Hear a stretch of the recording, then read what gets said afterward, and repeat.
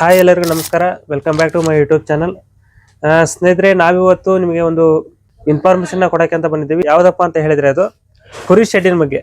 ಈಗ ನಾರ್ಮಲ್ ಆಗಿ ಸಣ್ಣ ಪ್ರಮಾಣದಲ್ಲಿ ಕುರಿ ಶೆಡ್ಡನ್ನು ಯಾವ ತರ ಮಾಡ್ತಾರೆ, ಹಾಗೆ ಈಗ ಬೇರೆ ಒಂದು ಆಕಳದ ಫಾರ್ಮಿಂಗ್ ಅನ್ನ ಮಾಡಕ್ ಹೋಗಿ ಕುರಿ ಶೆಡ್ಡನ್ನ ಮಾಡಿ ಮುಂದುವರಿತಾ ಇದ್ದಾರೆ. ಇವ್ರನ್ನ ಯಾವ ತರ ಮಾಡಿದ್ರು ಏನು ಎಲ್ಲವನ್ನೂ ಈ ಒಂದು ವಿಡಿಯೋದಲ್ಲಿ ನೋಡ್ಕೊಂತ ಹೋಗೋಣ ಬನ್ನಿ. ನಮಸ್ಕಾರ ಅಣ್ಣ. ನಿಮ್ಮ ಹೆಸರಣ್ಣ? ನನ್ನ ಹೆಸರು ಬಂದು ಶಿವಕುಮಾರ್ ನಾಗನೂಡ್ರ ಅಂತ. ಎಷ್ಟು ವರ್ಷ ಆಯ್ತಣ್ಣ ಶೆಡ್ ಮಾಡಿ? ಇದು ಶೆಡ್ ಮಾಡಿ 3 ವರ್ಷ ಆಯ್ತು. ಫಸ್ಟ್ ಇದ್ರಲ್ಲಿ ಆಕಳ ಇದ್ವು, ಅದನ್ನ ತೆಗೆದ್ಬಿಟ್ಟು ಈಗ ಕುರಿ ಮಾಡಿದೀವಿ. ಕುರಿ ಮಾಡಿ 2 ವರ್ಷ ಆಯ್ತು. ಅದೇ ಸಣ್ಣ ಪ್ರಮಾಣದಲ್ಲಿ ಅಂದ್ರೆ ಶೆಡ್ಗೆ ಬಹಳ ಅಮೌಂಟ್ ಹಾಕಿದೇವೆ ನಾವು. ಫಸ್ಟ್ ಗೆ ಅಂದ್ರೆ ಕುರಿ ಮಾಡ್ಬೇಕಂತ ಏನ್ ಇರ್ಲಿಲ್ಲ, ಇಲ್ಲಿ ಬರೀ ಆಕಳ ಅಷ್ಟೇ ಅಂತ ಇತ್ತು. ದೊಡ್ಡ ಪ್ರಮಾಣದಲ್ಲಿ ಮಾಡ್ಬೇಕಂತ ಇತ್ತು. ಆಕಳ ಮಾಡೋದ್ರಲ್ಲಿ ಸ್ವಲ್ಪ ಲೇಬರ್ ಸಮಸ್ಯೆ ಆದ ಕಾರಣ ಕುರಿ ಶೆಡ್ಡಿಗೆ ಬಂದ್ವಿ ನಾವು.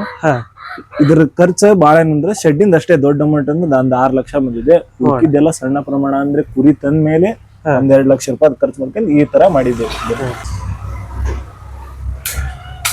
ಟೋಟಲ್ ಎಷ್ಟು ಕುರಿ ಅದಾವ? ಟೋಟಲ್ ಬಂದ್ಬಿಟ್ಟಣ 27 ಟೆಗರ್ ಇದಾವೆ, 10 ಆಡ್ ಮರಿ ಅದಾವೆ. ಸಪಾಡ್ ಒಂದ್ 5 ಕೋಳಿ ಸಾಕಿದೀವಿ. ಹಂಗೆ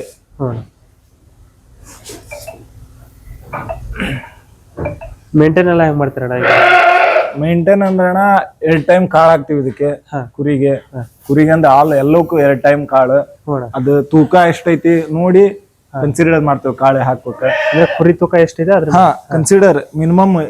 ಈಗ ಸಣ್ಣ ಕುರಿಗೆ ಒಂದೇ ಲೆಕ್ಕದಲ್ಲಿ ಕೊಟ್ರೆ ಜೀರ್ಣಕ್ಷಣಕ್ ಆಗಲ್ಲ. ಹೌದು, ಅದಕ್ಕೆ ದೊಡ್ಡ ಕುರಿಗೆ ಬೇರೆ ಸಣ್ಣ ಕುರಿಗೆ ಬೇರೆ ಪ್ರಮಾಣದಲ್ಲಿ ಕೊಡ್ತೀವಿ. 2 ಟೈಮ್ ರಾಗಿ ಹುಲ್ ಕೊಡ್ತೀವಿ, 1 ಟೈಮ್ ಬಿಳೆ ಹುಲ್ ಕೊಡ್ತೀವಿ, ಮಧ್ಯಾಹ್ನ 1 ಟೈಮ್ ಹಸಿರು ಹುಲ್ ಕೊಡ್ತೀವಿ.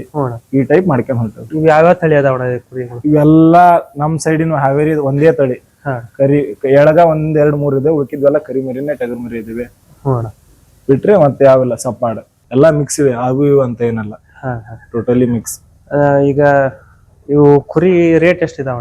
ರೇಟ್ ಅಂದ್ರೆ ಮಾರ್ಕೆಟ್ ಅವತ್ ಹೆಂಗ್ ಹೋಗಿರ್ತೇವೆ ಹಂಗಿರುತ್ತೆ. ಒಂದಿನ ಡೌನ್ ಇರುತ್ತೆ, ಒಂದಿನ ಇರುತ್ತೆ. ಆ ಕಡೆ ಇವೆಲ್ಲ ದೊಡ್ಡ 10,000 ರೇಂಜ್ಗೆ ಇದಾವೆ. 10 ಇವೆಲ್ಲ 9,000-9,500 ರೇಂಜ್ಗೆ ಇವೆ. ಒಂದೇ. ಹೌದಣ್ಣ. ಈಗ ಹೊಸದಾಗಿ ಕುರಿ ಶೆಡ್ ಮಾಡ್ಬೇಕಂತ ಒಂದಿಷ್ಟು ರೈತರು ಅನ್ಕೊಂಡಿರ್ತಾರೆ. ಸಣ್ಣ ಪ್ರಮಾಣದಲ್ಲಿ ಮಾಡ್ಬೇಕು ನಾವು, ನಮ್ ಕೈಯಿಂದ ಈಗೆಲ್ಲ 10 ಲಕ್ಷ 15 ಲಕ್ಷ ಖರ್ಚು ಮಾಡಿ ನಮ್ ಕೈಯಿಂದ ಆಗಲ್ಲ ಈಗ ಮಾಡಕ್ಕೆ ಅಂತ. ಸಣ್ಣ ಪ್ರಮಾಣದಲ್ಲಿ ಮಾಡ್ಬೇಕು, ಒಂದು 20 ಕುರಿ ನೀವು ಮಾಡಿದ್ರಲ್ಲ ಎಷ್ಟು. ಅವ್ರಿಗೆಲ್ಲ ಏನ್ ಹೇಳಕ್ ಇಷ್ಟಪಡ್ತೀರಾ? ಅವ್ರಿಗೆಲ್ಲ ಹೇಳೋದು ಒಂದೇ ಅಣ್ಣ, ನಾನು ಮಾಡ್ತೀರಾ ಸಣ್ಣದಾಗೆ ಮಾಡಿ, ಆದ್ರೆ ಪ್ರಮಾಣ ಕುರಿಗೂ ಇನ್ವೆಸ್ಟ್ಮೆಂಟ್ ಮಾಡ್ರಿ. ಈಗ ಶೆಡ್ಗೆ ಸುಮ್ನೆ ನಾವು ಫಸ್ಟ್ ಏನೋ ಮಾಡಿದ್ರು ಅದ್ರಲ್ಲೇ ಮಾಡ್ತೀವಿ. ದೊಡ್ಡ ಪ್ರಮಾಣದಲ್ಲಿ ಅಂದ್ರೆ ಅಷ್ಟ್ ಮಾಡ್ಲೇಬೇಕು. ಸಣ್ಣ ಪ್ರಮಾಣದಲ್ಲ ಅದೇ ಮೆಸ್ ತಂದು ಸುತ್ತಿ ಕಟ್ಕೊಂಡು ಜಾಲರಿ ತಂದು ಕಟ್ಕೊಂಡು ಇನ್ವೆಸ್ಟ್ಮೆಂಟ್ ಮರಿ ಮೇಲ್ ಮಾಡಿ, ಅದುಂಟು ಡಬಲ್ ಆಗುತ್ತೆ. ಅಷ್ಟ್ ಮೇಲೆ ನೀವ್ ಎಷ್ಟು ದೊಡ್ಡ ಸಣ್ಣ ಪ್ರಮಾಣ ಅಂತ ದೊಡ್ಡಕ್ ಹೋಗ್ಬೇಕು. ಮುಕ್ಲೆ ದೊಡ್ಡಕ್ ಹೋಗಿ ಲಾಸ್ ಆಗೋದು ಸುಮ್ನೆ ಉಪಯೋಗ ಇಲ್ಲ. ಡೆಡ್ ಇನ್ವೆಸ್ಟ್ಮೆಂಟ್ ಸುಮ್ನೆ ಸಾಲ ನನ್ ಕೈಂದ್ರ ಆಗಲ್ಲಪ್ಪ ಅನ್ನೋರು ಬಿಟ್ಟವ್ರು ಅದಾರ ಇದ್ರಲ್ಲಿ. ಅದೇ ಇದ್ರಲ್ಲೇ ಮಾಡ್ಕೊಂಡ್ ಸಣ್ಣದಿಂತ ದೊಡ್ಡಕ್ ಹೋದ್ರೆ ಮಾಡ್ಬೋದು, ಏನಾದ್ರೂ ಅಚೀವ್ಮೆಂಟ್ ಮಾಡ್ಬೋದು ಜೀವನದಲ್ಲಿ. ಏನಪ್ಪ ಇವಿಷ್ಟೆಲ್ಲ ಮಾಡಿದ್ರಲ್ಲ, ಲಾಭ ಅಂತ ನೋಡೋದಾದ್ರೆ ಎಷ್ಟು ಪ್ರಮಾಣದಾಗಿದೆ ಅಣ್ಣ?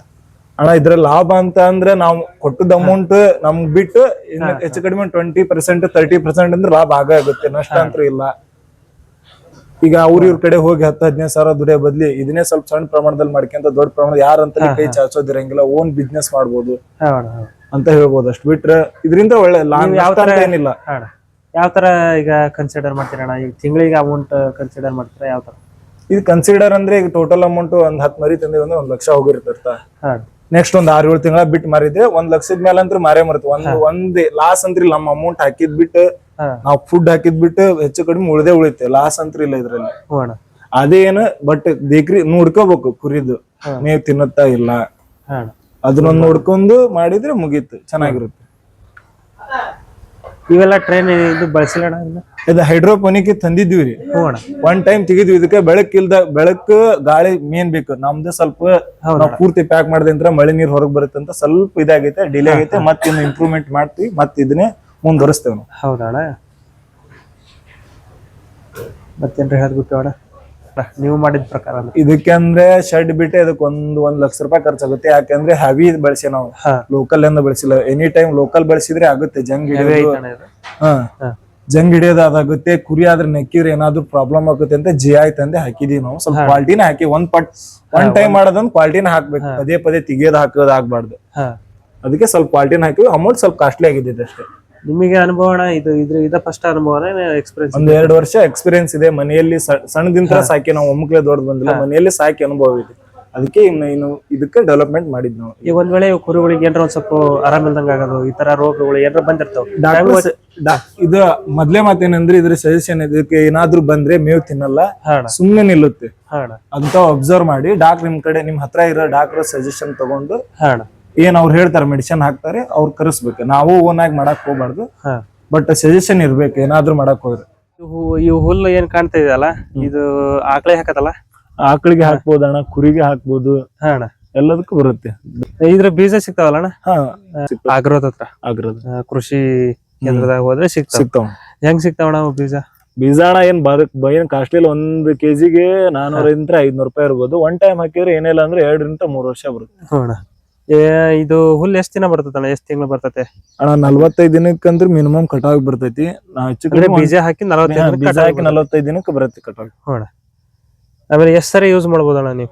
ಅಣ್ಣ 45 ದಿನಕ್ಕೆ ಒಂದ್ ಕಟಾವ್ ಮಾಡಿ ಹಿರೇ ಗೊಬ್ಬರ ಹಾಕಿ ಸ್ವಲ್ಪ ನೀರ್ ಬಿಟ್ರೆ ಸಾಕು, ಮತ್ತೆ ಈ ನಮ್ನಿ ಬೆಳೆಯುತ್ತೆ. ಮತ್ ಕಟ್ ಮಾಡೋದು ಅದೇ ರಿಪೀಟ್ ಮಾಡ್ಕೊಂಡ್ರೆ ಇದು ಯೂಸ್ ಆಗುತ್ತೆ. ಹೌದಣ್ಣ, ಥ್ಯಾಂಕ್ಸ್ ಅಣ್ಣ ಇಲ್ಲಿವರೆಗೂ ಈ ಒಂದು ಇನ್ಫಾರ್ಮೇಶನ್ ಕೊಟ್ಟಿದ್ದಕ್ಕೆ. ನಿಮ್ಗೂ ಥ್ಯಾಂಕ್ಸ್ ಅಣ್ಣ, ನಮ್ ಇದಕ್ ಬಂದು ನಮ್ ಶೆಡ್ಡಿಂಗ್ ಮಾಡಿದಕ್ಕೆ ತುಂಬಾ ಥ್ಯಾಂಕ್ಸ್. ಇರ್ಲಿ ಅಣ್ಣ.